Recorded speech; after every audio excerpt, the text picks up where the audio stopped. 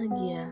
Perkenalkan, saya Lara Fitria, CGP Angkatan 11, SMK Negeri 1 Bukit Tinggi. Kesempatan ini saya akan menyampaikan koneksi antar materi modul 2.1 yang merupakan kesimpulan dan refleksi saya terhadap materi yang telah saya pelajari dari modul 1.1 hingga modul 2.1.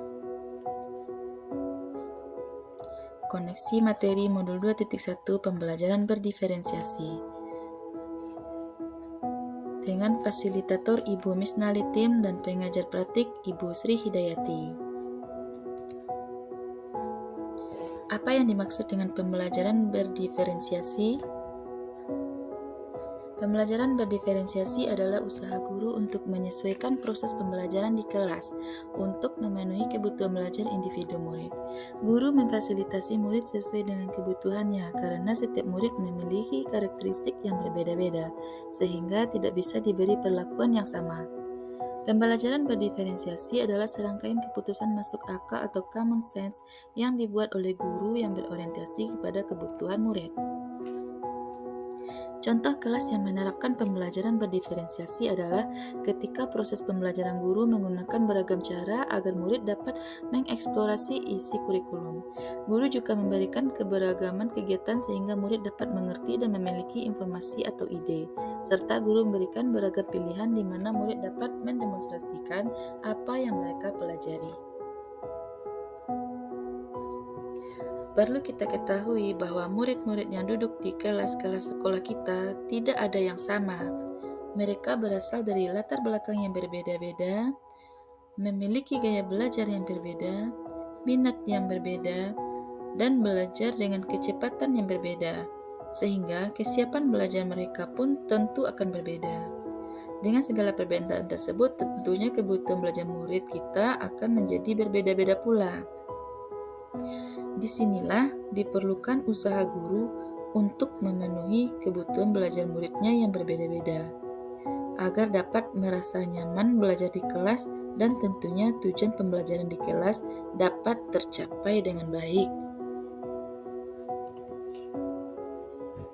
Bagaimana cara agar pembelajaran berdiferensiasi dapat memenuhi kebutuhan belajar murid dan membantu mencapai hasil belajar yang optimal? Agar dapat melakukan pembelajaran berdiferensiasi, guru harus memahami tujuan pembelajaran, mengetahui dan merespon kebutuhan belajar murid, menciptakan lingkungan belajar yang mengundang murid untuk belajar, melakukan manajemen kelas yang efektif, melakukan penilaian berkelanjutan.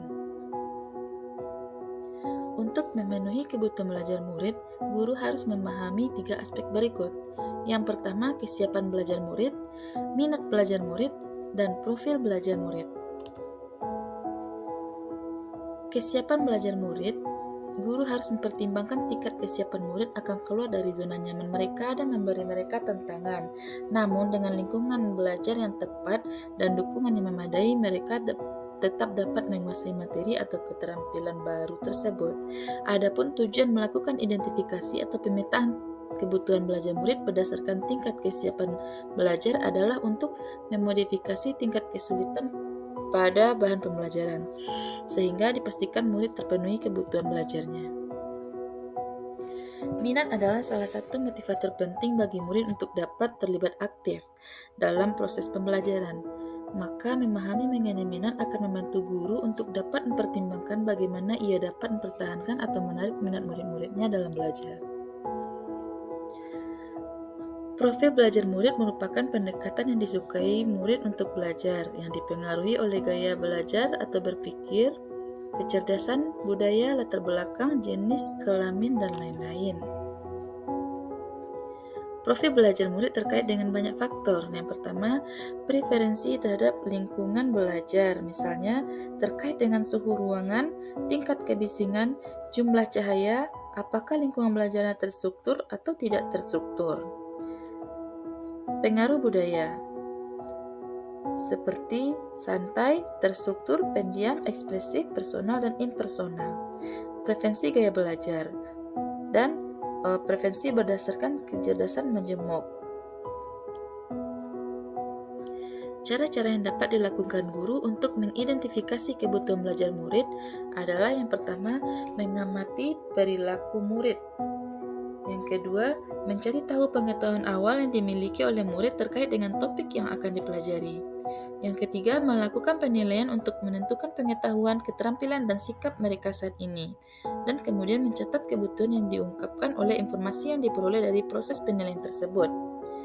Yang keempat, membaca rapor murid dari kelas mereka sebelumnya untuk melihat komentar dari guru-guru sebelumnya atau melihat pencapaian murid sebelumnya. Yang kelima, berbicara dengan guru murid sebelumnya. Yang keenam, membandingkan tujuan pembelajaran yang ingin dicapai dengan tingkat pengetahuan atau keterampilan ditunjukkan oleh murid saat ini. Yang ketujuh, menggunakan berbagai penilaian diagnostik untuk memastikan bahwa murid telah berada dalam level yang sesuai. Yang kedelapan, mereview dan melakukan refleksi terhadap praktik pengajaran mereka sendiri untuk mengetahui efektivitas pembelajaran mereka. Strategi pembelajaran berdiferensiasi ada 3. Yang pertama, diferensiasi proses. Yang kedua, diferensiasi produk. Yang ketiga, diferensiasi konten. Diferensiasi konten merujuk pada strategi membedakan pengorganisasian dan format penyampaian konten. Konten adalah materi pengetahuan, konsep, dan keterampilan yang perlu dipelajari murid berdasarkan kurikulum. Diferensiasi produk merujuk pada strategi membedakan produk hasil belajar murid, hasil latihan, penerapan, dan pengembangan apa yang telah dipelajari. Diferensiasi proses merujuk pada strategi membedakan proses yang harus dijalani oleh murid yang dapat memungkinkan mereka untuk berlatih dan memahami konten.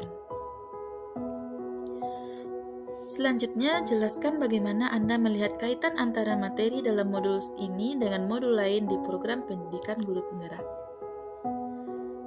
Koneksi antar materi dari pembelajaran berdiferensiasi ke filosofi pendidikan, GHD, nilai-nilai dan peran guru penggerak, visi guru penggerak, dan budaya positif, yaitu kaitan dengan modul 1 filosofi pendidikan Ki Hajar Dewantara yang mengatakan bahwa pendidikan harus menuntun anak untuk mencapai kodrat dan setiap anak memiliki keunikannya sendiri serta berkembang sesuai dengan potensi dan minatnya masing-masing. Guru bertindak sebagai among agar anak tidak kehilangan arah dan mencapai kebahagiaan serta keselamatan setinggi-tingginya. Pembelajaran berdiferensiasi ini sangat mendukung upaya guru dalam usaha memenuhi kebutuhan belajar murid yang beragam dan dalam prosesnya selalu berorientasi pada keberpihakan kepada murid. Selanjutnya, kaitan dengan modul 1.2 nilai dan peran guru penggerak, yaitu pembelajaran berdiferensiasi dapat mewujudkan merdeka belajar apabila telah memiliki nilai guru penggerak dan penerapan peran guru penggerak seperti mandiri, reflektif, kolaboratif, inovatif, berpihak pada murid, dan peran guru penggerak menjadi pemimpin pelajaran, menggerakkan komunitas praktisi, menjadi coach bagi guru lain, mendorong kolaborasi antar guru, dan mewujudkan kepemimpinan murid. Selanjutnya, kaitan dengan modul 1.3 yaitu visi guru penggerak. Seorang guru penggerak tentunya memiliki visi untuk mewujudkan merdeka belajar yang sesuai profil pelajar Pancasila. Dengan melaksanakan pembelajaran yang berpihak pada murid yang selaras dengan pembelajaran berdiferensiasi, menyesuaikan kebutuhan belajar murid berdasarkan kesiapan belajar, minat, dan profil belajar murid. Untuk menciptakan pembelajaran berdiferensiasi, guru penggerak harus mampu berkolaborasi dan mengidentifikasi kekuatan yang dimiliki oleh sekolah, sehingga mampu mendukung terwujudnya visi dan mendukung perkembangan murid berdasarkan pemetaan kebutuhan tersebut. Selanjutnya, kaitan dengan modul 1.4 budaya positif, yaitu pembelajaran berdiferensiasi akan dapat dilakukan dengan baik dan sesuai dengan yang diharapkan jika didukung dengan lingkungan yang menerapkan budaya positif di sekolah. Guru memiliki peran penting dalam membentuk atmosfer lingkungan yang positif. Lingkungan yang positif akan terwujud karena adanya budaya positif yang lahir dari disiplin internal dalam komunitas belajar. Demikian hasil pemaparan dari saya. Terima kasih. Semoga bermanfaat. Salam dan bahagia. Guru bergerak Indonesia maju.